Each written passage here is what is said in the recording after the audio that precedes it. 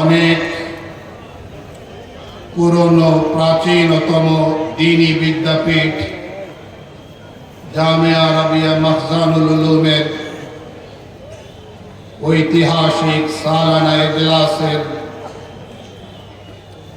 পরম শ্রদ্ধেয় সম্মানিত সভাপতি,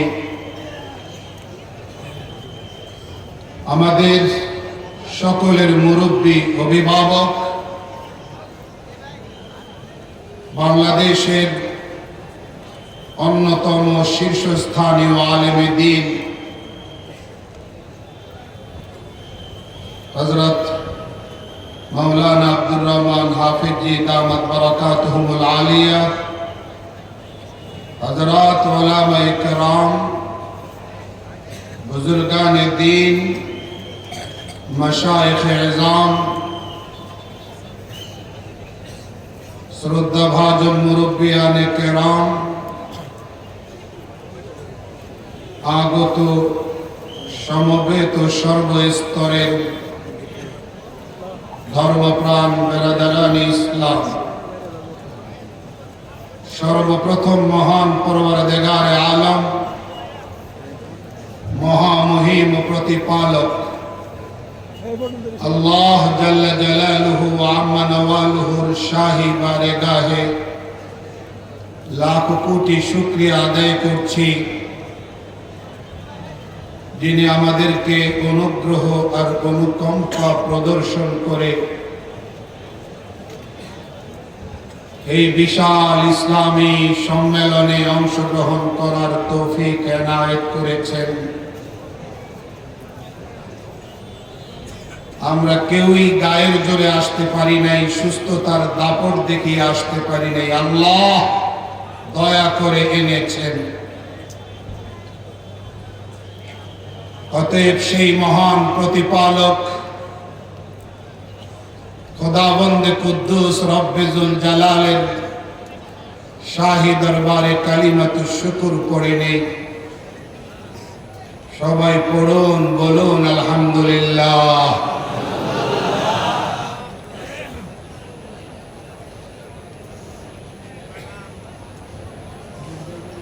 এই বছর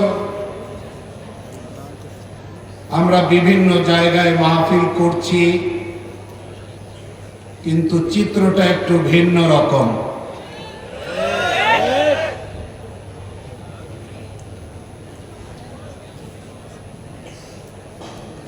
এই জামিয়ার মাহফিল ইতিপূর্বেও কখনো বাধার সম্মুখীন হয়নি। এটা হযরত ওয়ালা দামাত বারাকাতুহুমের শক্তিশালী অবস্থানের উসিলায় আমরা কখনো এই জাতীয় মাজমায় এসে বাধার সম্মুখীন হই নাই। তবে অন্যান্য প্রায় জায়গাগুলোতে বিগত 16 বছর আমাদেরকে ভালো করে মন খুলে কথা বলতে দেওয়া হয়নি।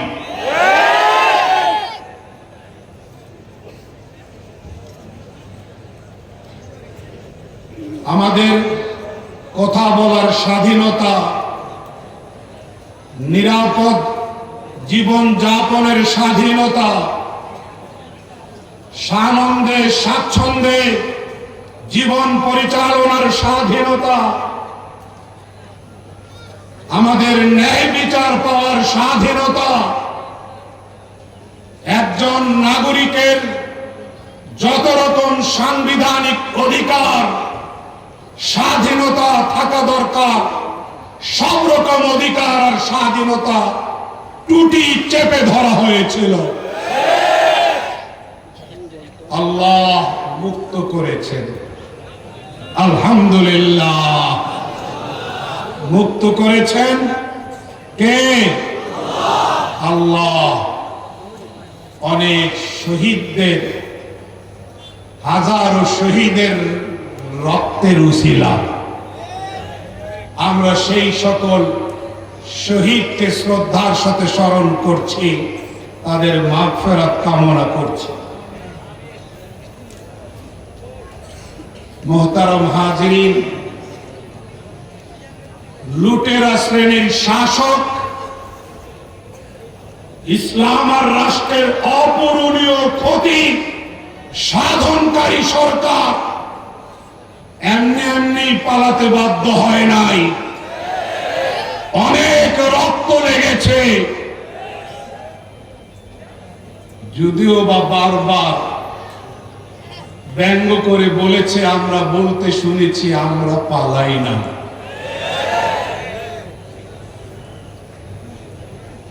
কেউ বা তাদের ব্যঙ্গ করেছে আসেন খেলা হবে। এখন পুরো দেশের মানুষ খেলার জন্য অপেক্ষা করছে, তারা লেজ গুটিয়ে পালাতে বাধ্য হয়েছে।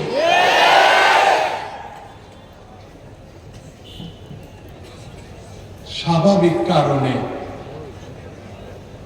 যারা এখন রাষ্ট্র পরিচালনা করছেন এবং আগামীতে যারা রাষ্ট্র ক্ষমতায় আসবার স্বপ্ন দেখছেন, সবাইকে অ্যাড্রেস করে, সবাইকে উদ্দেশ্য করে বলতে চাই, যারা এখন দায়িত্ব পালন করছেন, যারা আগামীতে দায়িত্ব পালন করবেন, স্বপ্ন দেখছেন, পরিকল্পনা করছেন, তাদের সবাইকে উদ্দেশ্য করে বলতে চাই, শহীদদের রক্তের সাথে বাংলাদেশে আর কোনো গদ্দারি চলবে না। ইসলাম আর কোরআন সুন্নাহর বিরুদ্ধে এই বাংলাদেশে আর কোনো সিদ্ধান্ত মেনে নেওয়া হবে না। কেউ যদি আবারও এই জাতির উপরে কোন প্রকার বৈষম্য চাপিয়ে দেওয়ার চেষ্টা করে, তাদের বিষ দাঁত ভেঙে দেওয়া হবে, ভেঙে দেওয়া হবে।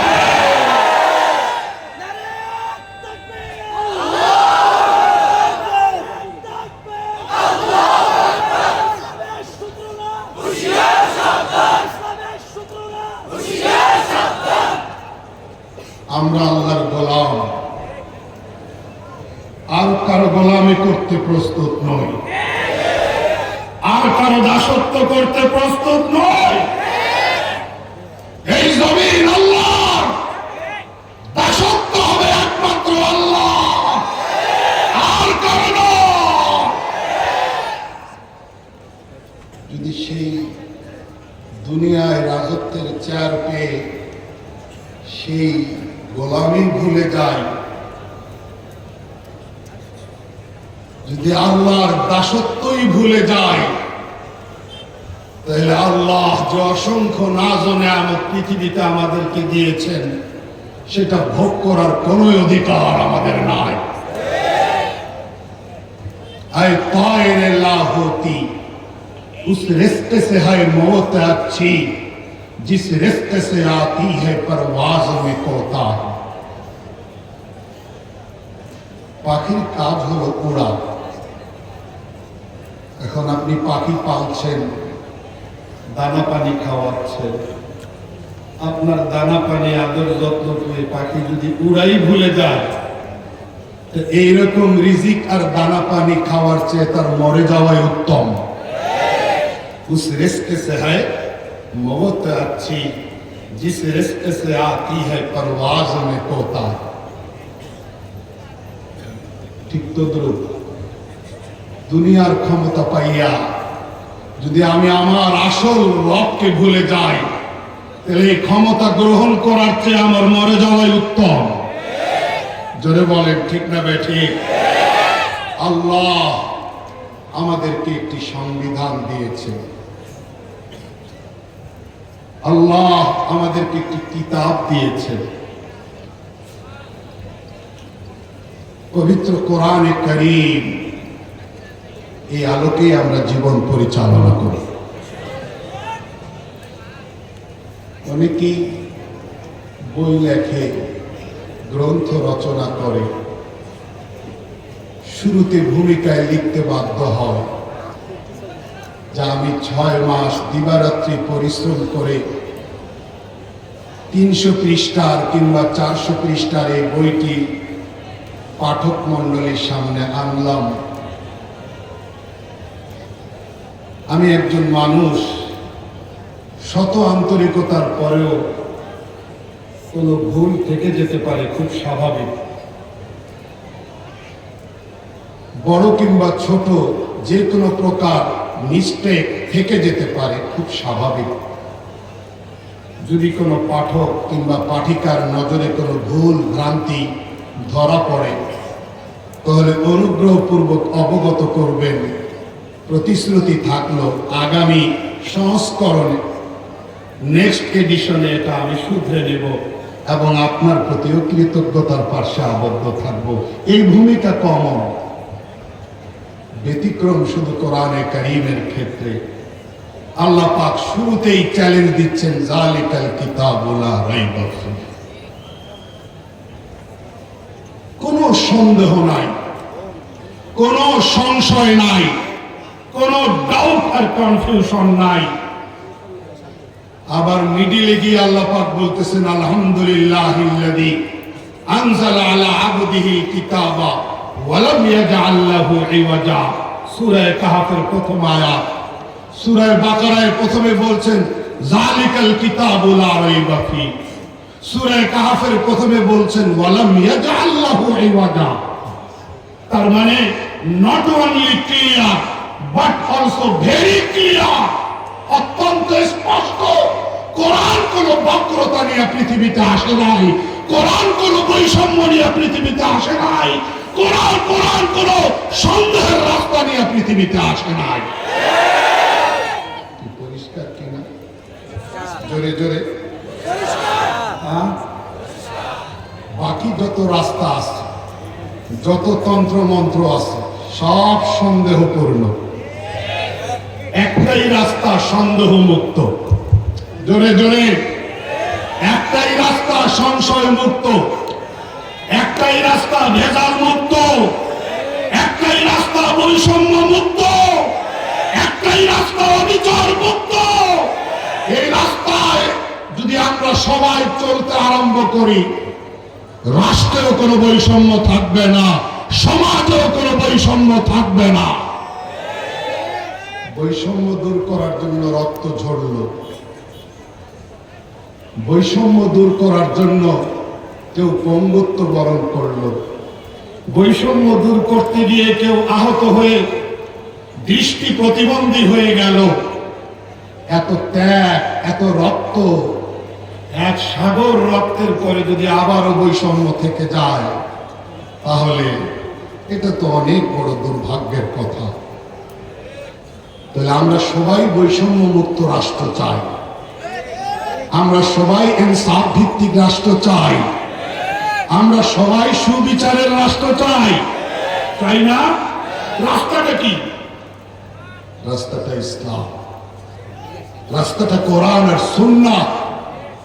একটা মাছকে পানির থেকে উত্তোলন করে, তাজা মাছ, জীবিত মাছকে পানির থেকে উঠিয়ে আপনি যদি পানি ছাড়া ভিন্ন কোন উপায়ে মাছটিকে জীবিত রাখবার চেষ্টা করেন, পারা যাবে না? আপনারা জবাব দিচ্ছেন না, পারা যাবে?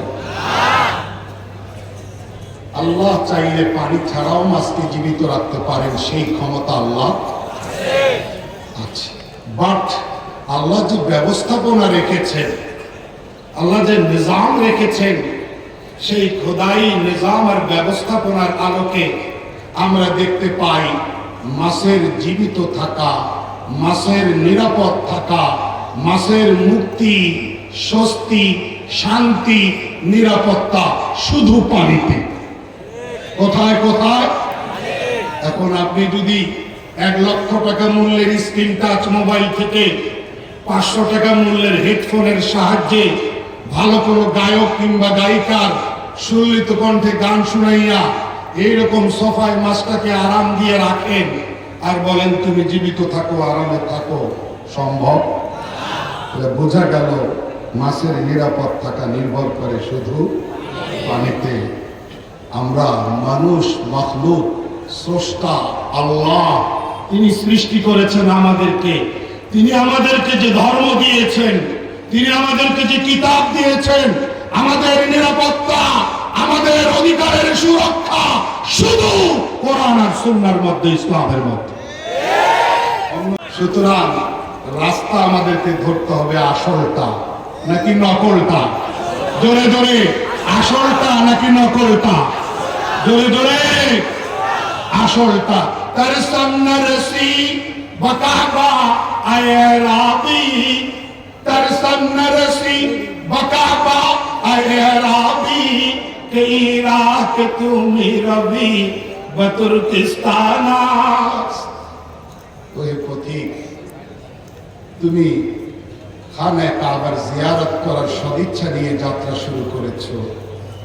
তুমি করছো কি? রাস্তাটা তো ভুল। তোমার গন্তব্য খানায়ে কাবা, মক্কা মুকাররমা, কিন্তু তুমি যে রাস্তায় হাঁটছো এটা তো তুরস্ক গেছে, মক্কায় যায়নি।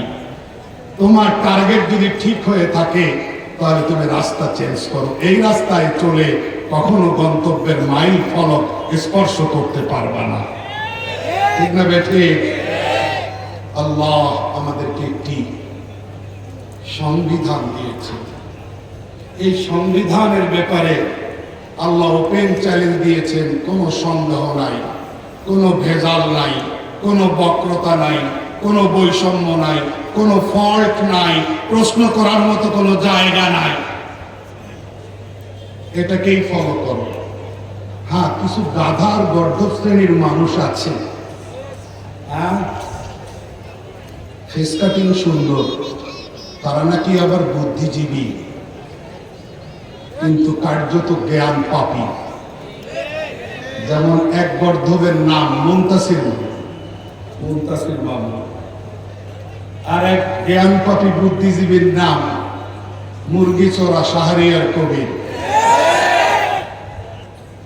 এরা জনকণ্ঠের ভিতরে লিখছে, আগে তাদের দৌরাত্ম্য, তাদের ঔদ্ধত্যপূর্ণ আচরণ যখন বাংলাদেশের মানুষকে অতিষ্ঠ করেছে, তখন তারা জনকণ্ঠ, এটাও তাদের।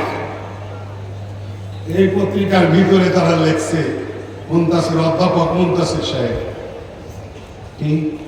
আমি কোরআন নিয়ে অনেক এনালাইসিস করছি, আমি কোরআন নিয়ে অনেক গবেষণা করছি, শুধু নামাজ রোজা হজ যাকাত ছাড়া কিচ্ছু পাইলাম না। পত্রিকার ভিতরে কলাম থাকে বড় বড়, দেখেন নাই? এরা নিয়মিত কলাম লিখত জনকণ্ঠ। আমি কোরআন নিয়ে অনেক গবেষণা করছি, অনেক অ্যানালাইসিস করছি, কিন্তু নামাজ রোজা হজ যাকাত ছাড়া কিচ্ছু পাই নাই। তাহলে পাইবা কেমনে? তুমি তো জাতকা না। হ্যাঁ, তুমি তো জাতকা না, পাইবা কেমনে? তুমি যদি কোরআন হাদিস না পড়া 14 বছরের কোর্স কমপ্লিট করলা না, 2 বছরও পড়াশোনা করলা না, পড়ালেখা করলে এক জগতে, এখন আইসা তুমি রাতারাতি স্টাডি করো, তুমি তো কিছুই পাইবা না। কানার মতো হাতাইয়া হাতি দেখা হাতির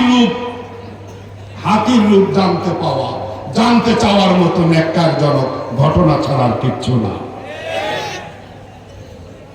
আল্লাহ কোরআনে বলেছেন, ওয়ানাজ্জালনা আলাইকাল কিতাবা তিবিয়ানান লিকুল্লি শাই। নবী আমার, আমি আপনার উপরে নাজিল করেছি এমন কিতাব, যে কিতাবে সব আছে, সব কিছুর বর্ণনা আছে। তিবিয়ানান লিকুল্লি শাই মানে সব কিছুর বর্ণনা আছে। এই অধিকার আপনাকে কে দিল? আপনি বলবেন না, কোরআনে রাজনীতি নাই। এই অধিকার আপনাকে কে দিল? আপনি বলবেন কোরআনে রাষ্ট্র পরিচালনার কোনো থিওরি নাই। এই স্পর্ধা দেখাইবার সাহস আপনি কোত্থেকে পাইলেন যে রাষ্ট্রনীতি, ব্যবসা নীতি কোরআনে নাই? আল্লাহ তো বলছেন সব আছে। যারা বলে কোরআনে নামাজ রোজা হজ যাকাত ছাড়া আর কিচ্ছু নাই, তারা গাধা, মস্তিষ্ক বিকৃত, জ্ঞান পাপী ছাড়া আর কিছু না। কথা ঠিক না বেঠিক? কোরআনে সব আছে। আল্লাহ সূরা মায়েদার 3 নম্বরে স্পষ্ট বললেন, আল-ইয়াওমা আকমালতু লাকুম দীনাকুম ওয়া আতমামতু আলাইকুম নি'মাতি ওয়া রাদিতু লাকুমুল ইসলাম দীনা। আল্লাহ স্পষ্ট বললেন, আজ আমি তোমাদের ধর্মকে পরিপূর্ণ করে দিলাম, আমার নিয়ামত সমূহকে সম্পূর্ণ করে দিলাম এবং ইসলামকে তোমাদের জন্য ধর্ম হিসেবে পছন্দ করলাম। আমাদের বিশ্বাস আল্লাহ যেমন মহান, আল্লাহর পছন্দ, আল্লাহর চয়েস ওই রকম মহান। আল্লাহর যেমন কোনো ত্রুটি নাই, আল্লাহর পছন্দের ওই রকম কোনো ত্রুটি নাই। সুতরাং কোরআন আর ইসলাম কিয়ামত পর্যন্ত সকল যুগের জন্য, সকল শ্রেণী পেশার মানুষের জন্য, সকল এলাকার জন্য, সব কালের জন্য কোরআন ইসলাম পারফেক্ট। কি ভাই, এই জ্ঞান পাপীরা কয় যুগটা হইল আধুনিক, আর কোরআন আর ইসলামটা হইল অনেক পুরানা, ১৫০০ বছর আগে। এই ১৫০০ বছর আগের পুরান কিতাব দিয়া, এই ১৫০০ বছর আগের পুরান ধর্ম দিয়া এই আধুনিক যুগে ফেস করা তো সম্ভব না। এটা হলো তাদের গাঁজাখুরি কথা। কোরআনের বয়স আর ইসলামের বয়স মাত্র ১৫০০ বছর, তাও কমপ্লিট হয়নি, আরো কয়েক বছর বাকি। আল্লাহ যে মাথার উপরে একখান ছাদ দিচ্ছেন, আসমান, এই ছাদের বয়স তো আরো অনেক বেশি। কি কত বেশি? কোন সীমা পরিসীমা আছে? এই ছাদটা তো এত পুরান ছাদ, তুমি আওয়াজ উঠাও না। পৃথিবীর ইঞ্জিনিয়াররা গোল টেবিলে বৈঠক করে না কেন?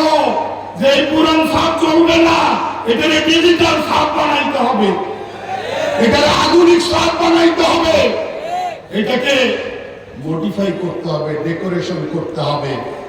ওই পৃথিবীর কোন ইঞ্জিনিয়ার তো এরকম কুৎসিত চিন্তা করে নাই। আগামীতে করবে, এখনো কেউ করে নাই। এই পুরান ছাদ ফালাইয়া নতুন ছাদ বানাইবার এইরকম আজগুবি পরিকল্পনা এখনো কোন ইঞ্জিনিয়ার করে নাই। ভবিষ্যতে করবে? জোরে বলেন না কেন? কিয়ামত পর্যন্ত এই পরিকল্পনা নিয়ে কেউ সামনে আসবে না, কারণ আল্লাহ ওই ছাদকে কুদরতি ভাবে এইভাবে সেট আপ করেছেন, তৈরি করেছেন, কিয়ামত পর্যন্ত এটা ওই রকমই থাকবে, একই রকম থাকবে, পারফেক্ট থাকবে। ঠিক ৩০ পারা কোরআন, ১১৪ খানি সূরা, আল্লাহর মনোনীত ধর্ম ইসলাম, যদিও বা বয়স ১৫০০ বছর, কিয়ামত পর্যন্ত এইরকম পারফেক্ট থাকবে। কোরআনকে আমরা জীবন্ত কিতাব বলি। কি বলি? আওয়াজ নাই, জীবিত কিতাব। কোরআন কোন মুর্দা কিতাবের নাম নয়। কোরআন প্রতিনিয়ত আপনার আমার সাথে কথা বলে। আপনি যদি অনুসন্ধানী দৃষ্টিভঙ্গি নিয়ে, আপনি যদি উদার মানসিকতা নিয়ে, হক পাওয়ার পিপাসা নিয়ে, সত্য পাওয়ার তৃষ্ণা নিয়ে আপনি যদি কোরআন স্টাডি করেন, তাহলে পাতায় পাতায়, পৃষ্ঠায় পৃষ্ঠায় আপনার মনে হবে, আপনি স্বীকার করতে বাধ্য হবেন, মনে হয় কোরআন আল্লাহ তাআলা এইমাত্র তাজা নাযিল করলেন। এই অর্থে আমরা বলি কোরআন জীবন্ত কিতাব। কোরআন জীবন্ত কিতাব। আপনি আমাকে প্রশ্ন করেন, হুজুর, এই জালেম যারা আমাদের রাষ্ট্র ১২টা বাজাইয়া গেছে, ইসলাম ধর্মেরও ১২টা বাজাইয়া গেছে, এদের কেউ কেউ তো আমার আত্মীয় লাগে, একটু আত্মীয় হিসেবে একটু মায়া কান্না দেখাইবার সুযোগ আছে? প্রশ্ন করেন। এই প্রশ্ন কোরআনকে করেন, কোরআন কি উত্তর দেয়?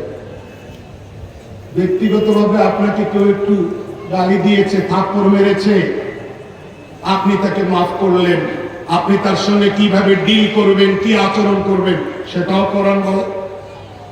ক্ষমা সুন্দর আদর্শের কথা বলে।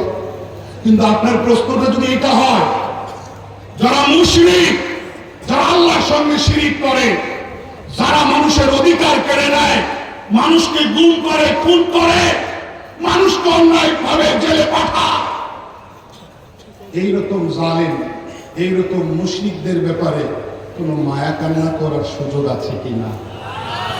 কোরআনকে জিজ্ঞেস করেন, কোরআন কি বলে? কোরআন জবাব দেয় আপনার এই প্রশ্নের সূরা হুদে, ওয়ালা তারকানু ইলাল্লাযিনা যালামু ফাতামাসসাকুমুন নার। খবরদার, যারা জালিম তাদের দিকে সামান্যতম মায়া কান্না, দুর্বলতা দেখাইতে পারবা না। আওয়াজ দিয়ে বলুন। প্রশ্ন আপনার, কোরআন জবাব দিয়ে হাজির। যদি মায়া কান্না দেখাও, ফাতামাসসাকুমুন নার, আল্লাহর হুঁশিয়ারি বার্তা, আগুন তোমাদেরকে এসে পাকড়াও করবে। কার হুঁশিয়ারি বার্তা? যারা বলেন কার? আল্লাহ। মুহতারাম হাজরিন, প্রশ্নের জবাব আসলো কিনা? এটা তো ভাই জুলুমের যত সংজ্ঞা আছে সব সংজ্ঞা মিলাইয়া আল্লাহ পাক বলেন, খবরদার, জালিম আর মুশরিকদের দিকে একটুও ঝুঁকতে পারবা না। আমার মুরব্বী হযরত বসা আছেন, অনেক বিশেষজ্ঞ বিদগ্ধ আলিম বসা। মুহতারাম হাজিরিন, কোরআনের তাফসীর খুলে দেখেন, আল্লাহ পাক সূরা হুদের এই নির্দেশনার জায়গায় আল্লাহ রাব্বুল আলামিন লা তামিলু বলেন নাই, লা তারকানু বলছেন। যদি আল্লাহ বলতেন লা তামিলু ইলাল্লাযিনা যালামু, তাহলে আমরা অর্থ করতাম জালেমদের দিকে ঝুঁকিও না। যেহেতু আল্লাহ লা তামিলু না বইলা লা তারকানু বলছেন, রুকুন বলা হয় আদনা মাইলানকে, যেহেতু আল্লাহ লা তারকানু বলছেন, তার মানে অর্থ হলো একটু ঝুঁকতে পারবা না, একটু না। একটুও না। সুতরাং সব জায়গায় সাধারণ ক্ষমার ঘোষণা চলে না।